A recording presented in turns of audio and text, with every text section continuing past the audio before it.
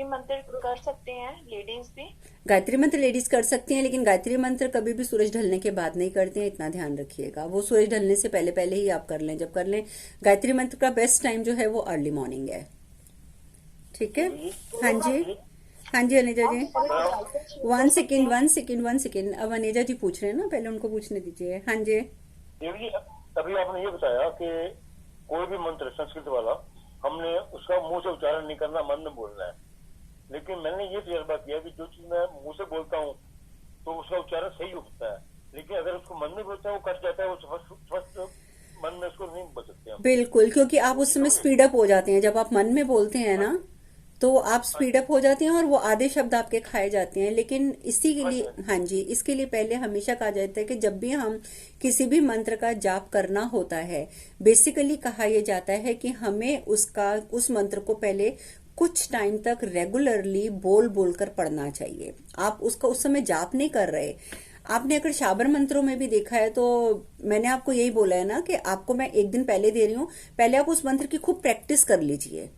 तो देख देख के प्रैक्टिस कर लीजिए। देख देख कर जब हम बोलते हैं तो वो शब्द हमारे मन के अंदर बस जाते हैं। उसके बाद आप जब मन में बोलते हैं, अगर आपका कोई शब्द कट भी जाता है, but your subconscious mind knows the exact meaning, exact word. वैसे तो कोशिश करनी चाहिए कि आप मन में भी करें तो धीरे करें, पर कई बार हम जल्दी कर जाते हैं। ठीक है, लेकिन उसका आपको कोई नुकसान नहीं है। पर प्रेफर ये करना चाहिए कि आप उसको थोड़ा स्लो में ही बोलें, मन में भी। अब हम लोग जैसे सपोज ओम रोम झूम सा ही बोल रहे हैं। अब हम मुंह से बोलेंगे तो हम बड़े नॉर्मली बोलेंगे ओम रोम झूम सा, लेकिन जब मन में बोलेंगे तो हम फटाफट फटाफट ओम रोम झूम सा, ओम रोम झूम सा, ओम रोम झूम सा। तो उसका बेस्ट तरीका होता है कि जो आपने वर्बली जिस टोन में बोला है, आप कोशिश करिए कि मन में भी उस टोन में बोलिए, तो आपके वर्ड्स नहीं कटेंगे। बट फिर भी अगर बाई चांस कुछ हो जाता है देन इट्स फाइन। इसीलिए ये हमारा सनातन धर्म में ये चीज हमें सिखाई जाती है कि जब भी हम कोई मंत्र जाप करते हैं, जाप के नाले इतनी देर तक नहीं रखते इसको।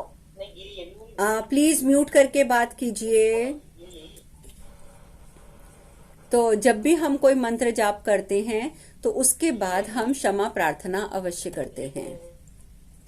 ठीक है, क्षमा प्रार्थना अगर आप संस्कृत में पढ़ते हैं तो बहुत अच्छी बात है, नहीं पढ़ते हैं तो भी बहुत अच्छी बात है। You just after what ever your chant, आप अपने चैंट्स कीजिए, जाप कीजिए। जाप करने के बाद जॉइन योर हैंड्स, और जिनका भी आपने जाप किया है, माता रानी का, महादेव का, राम जी का, कृष्ण जी का, जिस भी स्वरूप का आपने जाप किया है, हाथ जोड़िए और उन्हें बोलिए कि हे प्रभु, मैंने ये जो जाप किया है इसमें मुझसे अनेकों त्रुटियां हुई होंगी, अनेकों गलतियां हुई होंगी, न्यूनता भी हुई होगी। हो सकता है कि मुझे अगर 108 जाप करना है तो मैंने 109 कर लिया या 107 कर लिया।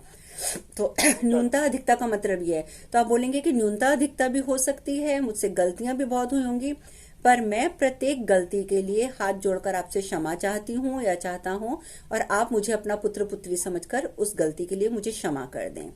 तो हमेशा क्षमा प्रार्थना जो है वो अंत में जरूर की जाती है।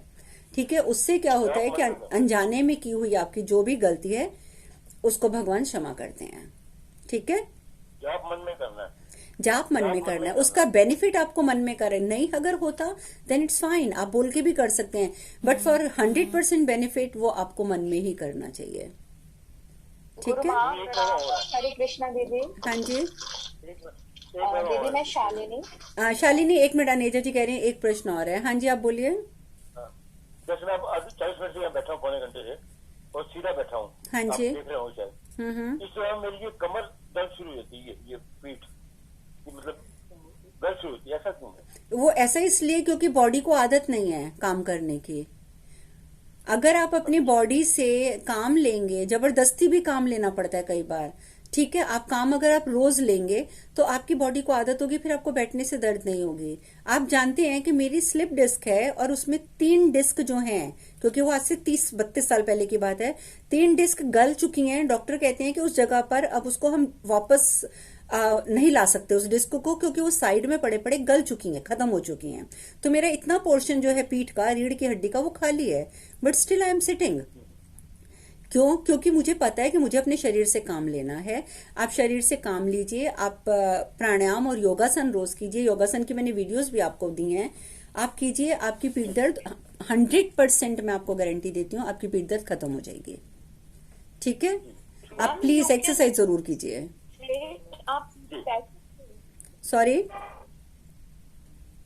मैम आप सीधे बैठ सकती हो, जैसे आपने बोला कि आपका स्लिप डिस्क है तो आप सीधे बैठ जाती हो बिल्कुल मैं without अभी भी chair। आपके सामने बैठी हुई हूँ और मेरी कुर्सी यहाँ पे है, मैंने उसमें नहीं, सपोर्ट मैम, भी नहीं लिया हुआ। बहुत तो इट्स ओके, मैं कह रही हूँ ना, एवरीथिंग इज हेयर। जो कुछ है हमारे विचार हैं, विचारों पे कार्य करोगे। तो कल मेरे पास जैसे आए थे हीलिंग के लिए, उनको भी मैंने एक ही चीज बताई।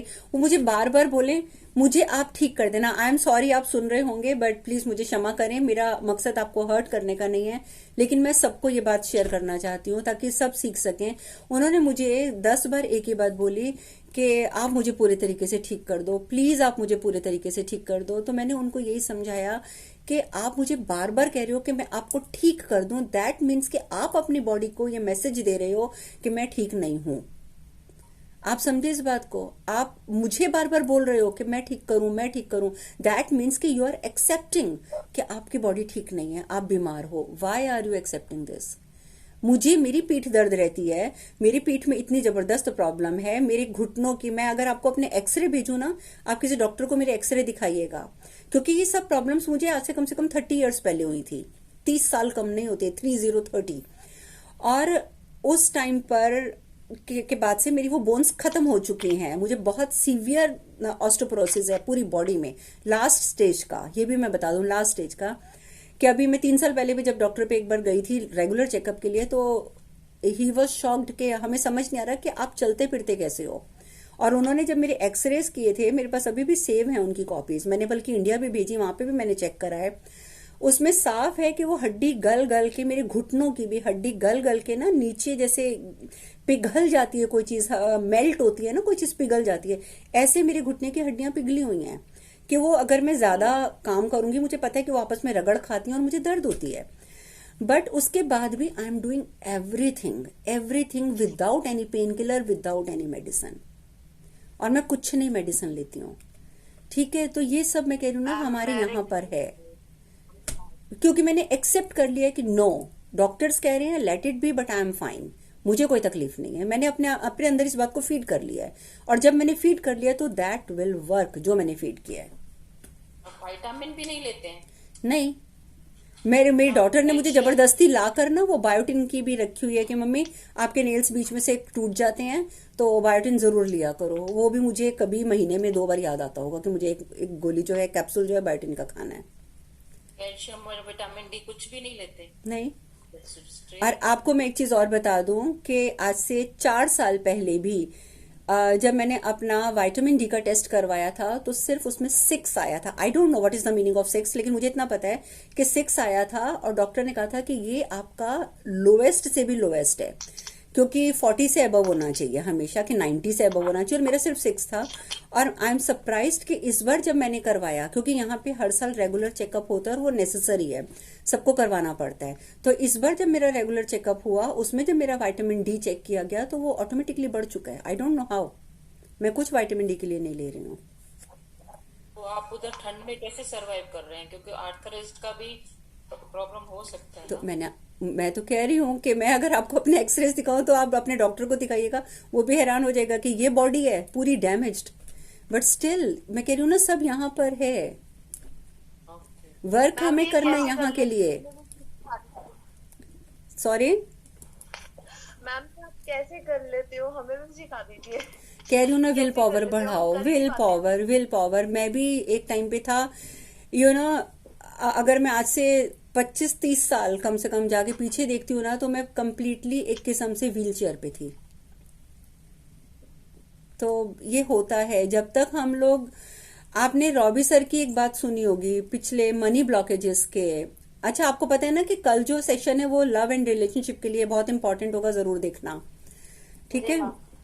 अच्छा, दूसरा उन्होंने जो बताया था मनी ब्लॉकेजेस के लिए, उसमें उन्होंने एक ने प्रश्न किया था, एक ने, कि अगर हम बहुत अच्छे काम करते हैं, हम सबका आउट ऑफ द वे जाकर भी हेल्प करते हैं, सब कुछ करते हैं, पर उसके बाद भी हमारी लाइफ में अगर मनी ब्लॉकेज आती है, so what is the reason? तो उन्होंने क्या जवाब दिया था कि वो रीजन तब क्रिएट होता है जब हम जो हमारी अपर सोर्सेज हैं, हमारा हमारी स्पिरिचुअलिटी की जो फील्ड है और हमारे जो परम पिता परमेश्वर हैं, हमारे जो भगवान हैं, जब हम उनसे अपना कनेक्शन खत्म कर देते हैं, ठीक है, तब हमारे ऊपर नजरें आती हैं, रॉन्ग एंटिटीज का इफेक्ट होता है, लोगों की नजर भी लगती है, बहुत कुछ होता है हमारे साथ। ये भी एक रीजन होता है मनी ब्लॉकेज का।